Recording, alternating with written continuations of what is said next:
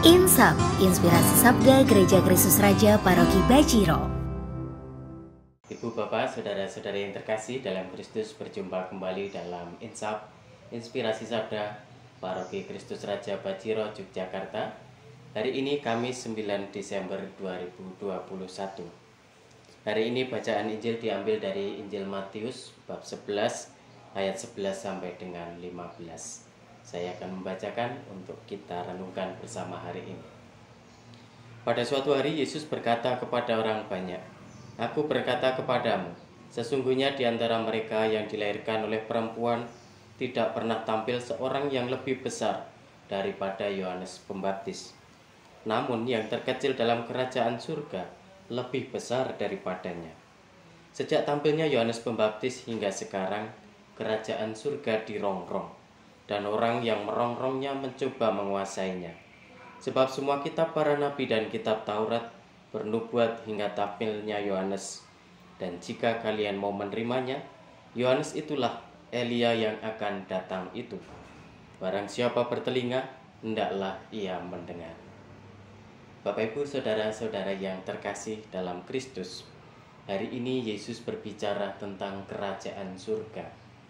Tentu mungkin dalam bayangan kita tidak tahu dan kita tidak bisa membayangkan persisnya seperti apa, detailnya seperti apa, dan sebagainya.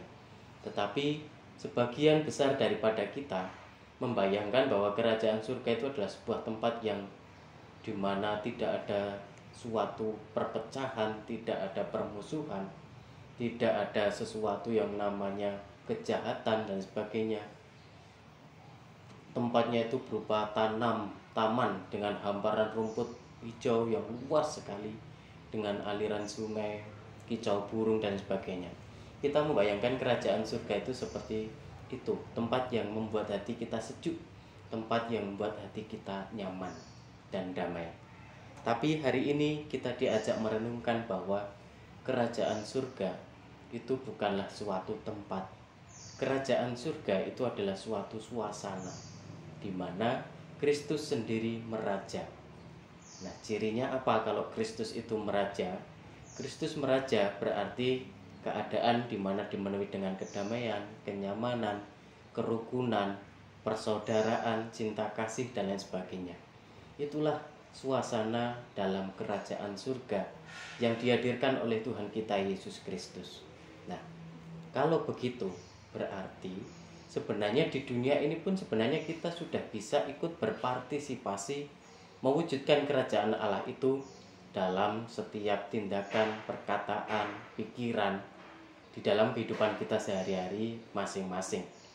Supaya apa?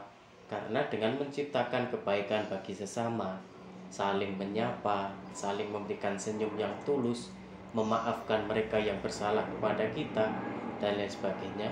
Ketika kita membuat diri kita bahagia, ketika kita membuat orang-orang di sekitar kita kemudian merasakan damai dari apa yang kita katakan, apa yang kita lakukan, disitulah sebenarnya kita sedang berupaya dan ambil bagian dalam rencana keselamatan Allah untuk mewujudkan kerajaan surga secara sederhana. Maka Bapak, Ibu, saudara-saudara yang terkasih, mari kita mohon rahmat kepada Tuhan supaya dalam kehidupan kita sehari-hari, melalui pikiran, perkataan, dan perbuatan kita boleh berjuang terus-menerus mewujudkan kerajaan Allah itu dalam hidup kita dengan tindakan-tindakan yang sederhana. Di mana di situ ada cinta, di situ ada kerajaan surga. Tetap sehat, tetap semangat, tetap penuh berkat, berkah dalam.